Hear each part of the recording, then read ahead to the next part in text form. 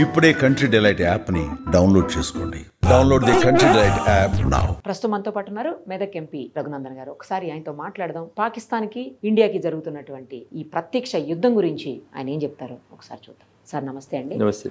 Operation సింధూర్తో మొదలయ్యి ఇప్పుడు ప్రత్యక్ష యుద్ధానికే మనం దిగినటువంటి పరిస్థితి ఉంది. ఆల్మోస్ట్ పాకిస్తాన్ ప్రధాని కావచ్చు, లేకపోతే పాకిస్తాన్ ఆర్మీ చీఫ్ కావచ్చు, అక్కడి నుంచి పారిపోయినటువంటి పరిస్థితి. ఎట్టి పరిస్థితుల్లోనూ ఇండియా గెలిచి తీరుతుంది అనేది ప్రతి ఒక్కరికి తెలిసిన విషయమే. కానీ పబ్లిక్కి ఇబ్బంది కలగకుండా గెలవాలి అనేది అందరూ కోరుకుంటున్నారు. ఇప్పుడు అదే జరుగుతోంది. ఆల్మోస్ట్ నెక్స్ట్ రాబోయే కొద్ది సమయంలో ఏం జరగబోతుంది, కొద్ది రోజులు కూడా కాదు, కొద్ది సమయంలోనే ఏం జరగబోతోందో చెప్పండి. అమాయకులైనటువంటి ఆడబిడ్డలు భారతదేశ ప్రజాస్వామ్యాన్ని గౌరవిస్తూ ఆర్టికల్ 370ని నరేంద్ర మోడీ గారు రద్దు చేసిన తర్వాత జమ్మూ కాశ్మీర్లో ఎన్నికలు జరిగినాయి.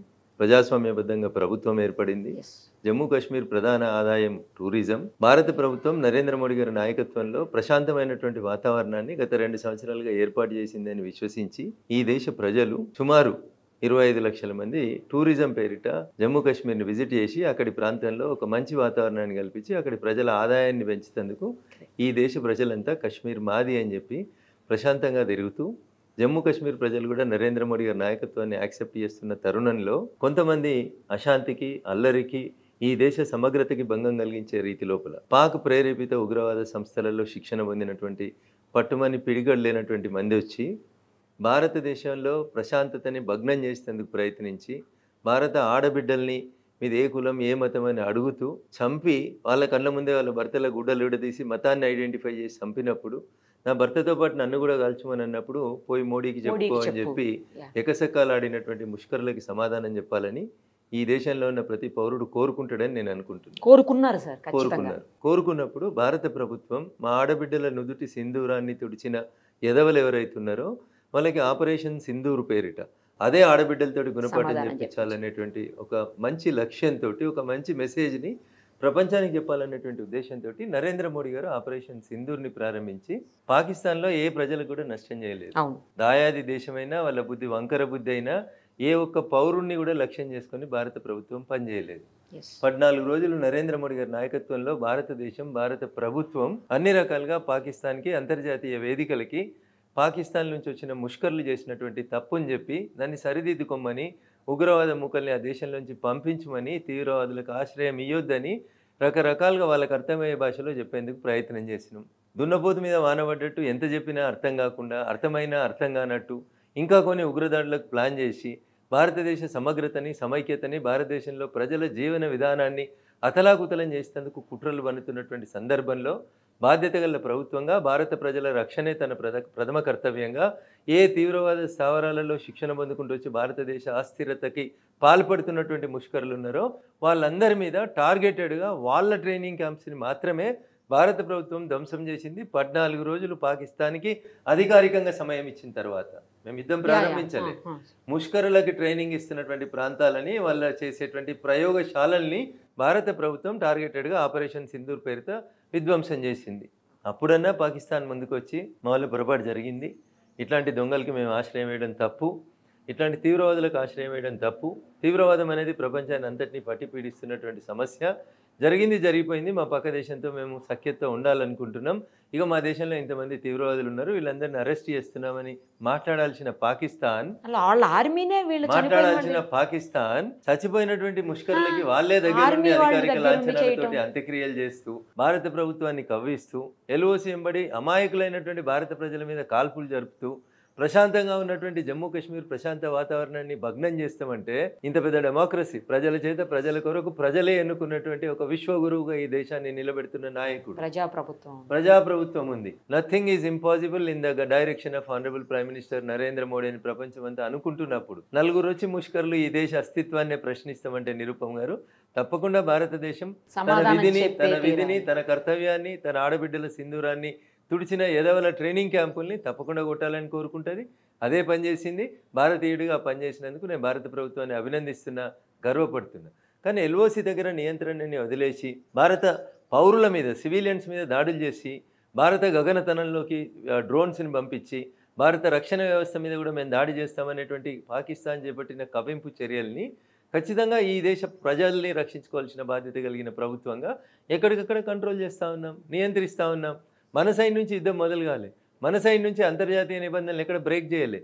సివిలియన్స్ మీద ఎక్కడ ఒక తుపాకీ గుండు పేలకుండా మనం చూస్తుంటే మన సివిలియన్స్ని కాల్చి చంపేటువంటి రెచ్చగొట్టే చర్యల్ని పాకిస్తాన్ కంటిన్యూ చేస్తాను. మీరు నన్ను కొడతా ఉంటే నేను ఎంతకాలం మౌనంగా ఉండగలుగుతాను? అదే కదా. ఖచ్చితంగా 1-2 సార్లు అంటే మౌనంగా విని తప్పు చేస్తున్నారు పద్ధతి కాదు అని చెప్తాం. మీరు మీ లిమిటేషన్ దాటిన తర్వాత మీకు అర్థమయ్యే భాషలో చెప్పాలి కదా. కుక్క కాటుకు చెప్పు దెబ్బనే కరెక్ట్ అని చెప్పి పెద్దలు ఉత్తగానే చెప్పలేదు కదా. అట్లే చేస్తా ఉంది ఇలా భారత ప్రభుత్వం. కానీ మేము యుద్ధం కోరుకోవట్లేదు, యుద్ధం స్టార్ట్ కావాలని మేము అనుకుంటలేం. మీరు మీ హద్దులు దాటి మా ఎల్లలు దాటి మా దేశంలోకి వస్తే బరాబర్ మీకు సమాధానం చెప్పడానికి మేము సిద్ధంగా ఉన్నాం.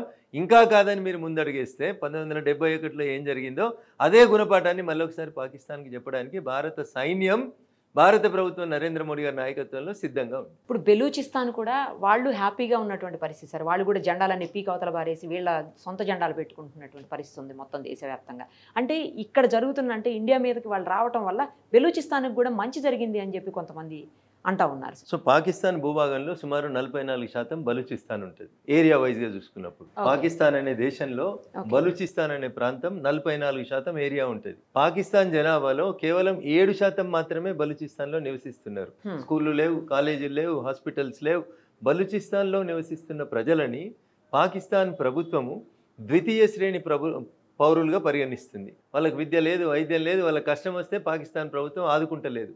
దీన్ని నిరసిస్తూ బలూచిస్తాన్ ప్రాంతానికి సంబంధించినటువంటి ప్రజలు దాదాపు ఒక 3-4 దశాబ్దాల నుంచి పాకిస్తాన్లో మేము ద్వితీయ శ్రేణి పౌరులుగా బతకలేం, మా బలూచిస్తాన్ అనే దేశాన్ని మాకు సెపరేట్ చేయండి అని చెప్పి సుదీర్ఘకాలం నుంచి 3-4 దశాబ్దాల నుంచి వాళ్ళు కొట్లాడుతూ వచ్చింది. 10ల సంఖ్యలో పోరాటం ప్రారంభమైనటువంటి బలూచిస్తాన్ లిబరేషన్ ఆర్మీ ఇలా ఇంతింతాయి వటడింతాయి అన్నట్టు ఎదిగింది. చాలాసార్లు పాకిస్తాన్ సైన్యంతో గొడవపడతా ఉన్నారు. ఇలా పాకిస్తాన్ సైన్యం బలూచిస్తాన్ నుంచి భారత బార్డర్ వైపు పోతున్నప్పుడు బలూచిస్తాన్ లిబరేషన్ ఆర్మీ BLA నాయకుడు 2001లోనో 2002లోనో నాయకత్వం వహించినటువంటి వ్యక్తి ఇప్పుడున్నాడు. అతను ఇదే అదనుగా తీసుకొని పాకిస్తాన్ సైన్యాన్ని బయటికి పంపించేసి బలూచిస్తాన్ని స్వతంత్ర దేశంగా ప్రకటించుకోవాలనుకుంటున్నాడు. 44% area of Pakistan comes under Baluchistan. 7% of the population బలూచిస్తాన్లో ఉంది. బలూచిస్తాన్లో అన్ని రకాలైనటువంటి ఖనిజ సంపదలు, అన్ని రకాలైనటువంటి ప్రకృతి సహజ సిద్ధంగా లభించేటువంటి అన్ని సంపదల్ని కలిగినటువంటి ప్రాంతం బలూచిస్తాన్. మరి బలూచిస్తాన్లో పుట్టిన వాళ్ళు బలూచిస్తాన్లో కాకుండా పాకిస్తాన్లో ద్వితీయ శ్రేణి పౌరులుగా ఉండడాన్ని వాళ్ళు చాలా కాలం నుంచి పోరాడుతున్నారు. 4 దశాబ్దాల నుంచి పోరాడుతున్నారు. ఒకవేళ భారతదేశం పాకిస్తాన్ లాగా చిల్లర ఆలోచన చేసి ఉంటే బలూచిస్తాన్కి BLAకి మనం కూడా ఆయుధాలు ఇచ్చి పాకిస్తాన్ వాళ్ళని చంపించేవాళ్ళం ఈ పాటికే. బలూచిస్తాన్ ఒక స్వతంత్ర దేశంగా ప్రకటించమని కోరేటోళ్ళం. We never tried that one. కానీ ఇన్ఫ్యాక్ట్ పాకిస్తాన్ UNOలో ఇప్పుడు ఎవరైతే ఈ పెహల్గామ్లో మేమే పోయి చంపేసినామని ప్రకటించుకున్న TRF అనేటువంటి సంస్థ పాకిస్తాన్ యునైటెడ్ నేషన్స్లో జరిగిన డిస్కషన్స్లో భారత ప్రభుత్వం TRFని నిషేధిత సంస్థగా ప్రకటించమని అడిగితే దానికి అభ్యంతరం చెప్పిన ఒకే ఒక దేశం పాకిస్తాన్. మీరు టెర్రరిస్టులకి మద్దతు ఇస్తూ షెల్టర్ ఇస్తూ శిక్షణ ఇస్తుంది అబద్ధమైతే TRFకి మద్దతుగా యునైటెడ్ నేషన్స్లో మీరు మాట్లాడాల్సినటువంటి అవసరం ఏమొచ్చింది అనేది ఇలా పాకిస్తాన్ సమాధానం చెప్పాలి. ఒక్కసారి కాదు 2 సార్లు యునైటెడ్ నేషన్స్లో TRF అనేటువంటి సంస్థని జైషే మహమ్మద్ లాగా లష్కరే తోయిబా లాగా నిషేధించండి అని భారత ప్రభుత్వం ప్రతిపాదించిన రోజు దాన్ని వ్యతిరేకించింది పాకిస్తాన్ ప్రభుత్వమే. దీన్ని బట్టి ఏమర్థమవుతుంది అంటే లష్కరే తోయిబా వాళ్ళు మా దగ్గరనే ట్రైనింగ్ అవుతారు, జైషే మహమ్మద్ మా దగ్గరనే ట్రైనింగ్ అవుతుంది, కాందహార్లో విమానాన్ని హైజాక్ చేసి ఇడిపించకపోయిన తీవ్రవాదులకి మేమే షెల్టర్ ఇస్తాం, వాళ్ళకి AK-47లతోటి మేమే బందోబస్తు ఇస్తాం, మేమే ట్రైనింగ్ క్యాంపులు నడుపుతాం, సుస్థిరంగా ఉన్న భారతదేశాన్ని అస్థిరం చేస్తామంటే భారత ప్రజలు భారత పౌరులు ప్రశాంతంగా నిద్రపోవాలంటే ఏం చేయాలో చేస్తా ఉంది భారత ప్రభుత్వం. ఎక్కడి వరకు దారి తీయొచ్చు సార్ ఇది? ఇప్పుడుతో కనీసం కట్టడి చేయగలుగుతామా పాకిస్తాన్? అడిగే ప్రశ్న ఏముంటుంది అనే దాన్ని బట్టి రఘునందన్ నుంచి వచ్చే సమాధానం ఉంటుంది. పాకిస్తాన్ ఏం తలతిక్క పనులు చేస్తుంది అన్న దాన్ని బట్టి భారత సైన్యం దానికి రిప్లై ఇస్తుంది.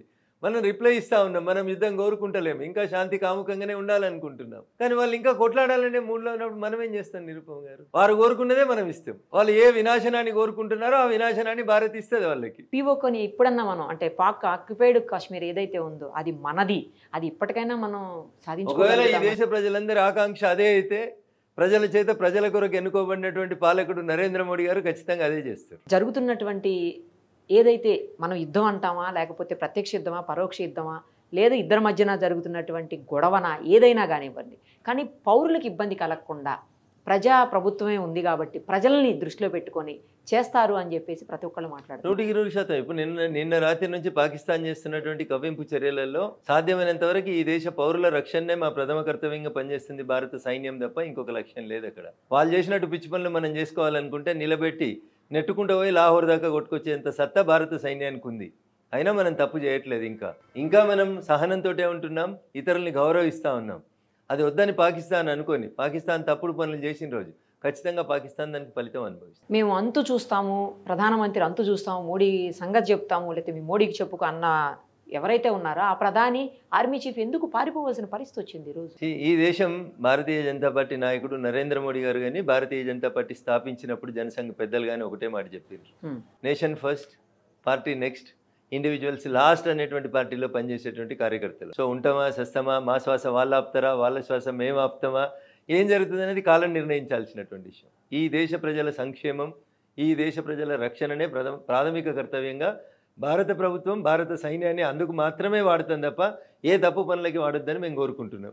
ఒకవేళ ఎదురున్నోడు కుక్క కాటు చేస్తే తప్పకుండా చెప్పు దెబ్బనైతే కొట్టాల్సిన పరిస్థితి ఉంటుంది, తప్పకుండా కొట్టి చూపిస్తుంది. ఇప్పుడు మరోవైపు అమెరికా కూడా పాకిస్తాన్కి సపోర్ట్ చేస్తుందా చెయ్యట్లేదా అర్థం కానటువంటి సిచ్యుయేషన్లో, అది అంతకుముందంతా పాకిస్తాన్కే సపోర్ట్ చేసింది అనుకోండి, ఈ మధ్యకాలంలో చేంజ్ అయిందా లేకపోతే ట్రంప్కి మరి ఏమైందో అర్థం కావట్లేదు.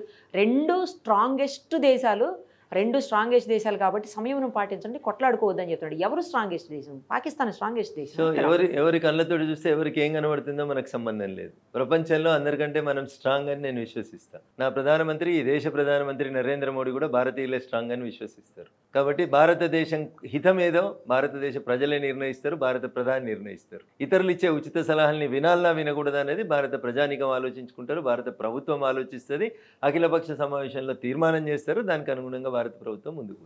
అంటే ఎటువైపు సపోర్ట్ చేస్తుంది అనేది ఇప్పుడు వాళ్ళు చేసిన నిరుపమ గారు వాళ్ళు ఎటు చేసినా మనకు పెద్ద ఫరక్ పడేది ఏం లేదు. భారత ప్రభుత్వం తన కాళ్ళ మీద తను నిలబడుతుంది. అమెరికా పాకిస్తాన్కి చేసినా, చైనా పాకిస్తాన్కి చేసినా, రష్యా పాకిస్తాన్కి చేసినా ధర్మం మన దిక్కు ఉంది కాబట్టి ధర్మం దిక్కే మనం ఉంటాం. నరేంద్ర మోడీ గారి నాయకత్వంలో ఎవరు ఏ దేశాలు ఎడదిక్కుపోయినా ఈ పోరాటం ఎటు నుంచి ఎటు మలుపు తిరిగిన అంతిమ విజయం భారత ప్రజలది, భారత ప్రభుత్వాన్ని, నరేంద్ర మోడీ గారిదే అవుతుంది. ఫైనల్గా ఒకటి చెప్పండి సార్, ఈ ఆపరేషన్ సింధూర్ ఏదైతే ఉందో అది 2 మహిళలతో స్టార్ట్ చేసింది ప్రభుత్వం. అంటే చాలామంది మగవాళ్ళు ఉన్నప్పటికీ యుద్ధ విమానాల్ని నడపడంలో స్పెషలిస్టులు అయినటువంటి లేడీస్ని తీసుకొచ్చి చేయటం అంటే కేవలం ఆడవాళ్ళ సింధూరం తీశారు కాబట్టి దానికి సమాధానంగానే చేశారా, లేదంటే మా దగ్గర ఆడవాళ్లే చాలరా మీకు సమాధానం చెప్పడానికి అని చేశారా? మీరు ఎట్లా అన్వయించుకుంటే అట్లా నిరుపమ గారు. ఆడబిడ్డల్ని తక్కువ అంచనా వేసుకోవద్దు అనేది నేను మొదటి నుంచి చెప్తా ఉన్నాను. ఆడబిడ్డల సామర్థ్యాన్ని గుర్తించి మిలిటరీలో కానీ రేపు భవిష్యత్తులో పార్లమెంట్ అసెంబ్లీలో కానీ 33% రిజర్వేషన్ మహిళా సోదరిమణులకి ఇవ్వాలి, మాతృమూర్తులను ఎంకరేజ్ చేయాలని పనిచేస్తున్నటువంటి ప్రభుత్వం నరేంద్ర మోడీ గారి ప్రభుత్వం. వాళ్ళు ఇంట్లో గిన్నెలైన దోమగలుగుతారు, అన్నమైన వండగలుగుతారు, అవసరమైతే రఫేల్ విమానాలను తీసుకుపోయి శత్రు దేశాలకు పోయి కొట్టైనా రాగలుగుతారు అనేది భారత మహిళల యొక్క గొప్పతనం. రాణి రుద్రమల్ని, ఝాన్సీ లక్ష్మీబాయిని ఆదర్శంగా తీసుకొని ఎదుగుతున్న అనేక మంది భారత మాతృమూర్తుల్ని పోయి నరేంద్ర మోడీకి పోయి చెప్పుకోపోని ఎగతాలు చేసిన మూర్ఖునికి వాళ్ళతోటే సమాధానం చెప్పించడం కరెక్ట్ అని ఈ దేశ ప్రజలు కోరుకున్నారు. అదే నరేంద్ర మోడీ గారు చేసి. You should appreciate that. Yes, ఖచ్చితంగా. అదే, థ్యాంక్ యూ సార్. సుమన్ టీవీలో మీ పర్సనల్ అండ్ బిజినెస్ ప్రమోషన్స్ కోసం కింది నెంబర్కి కాంటాక్ట్ చేయండి.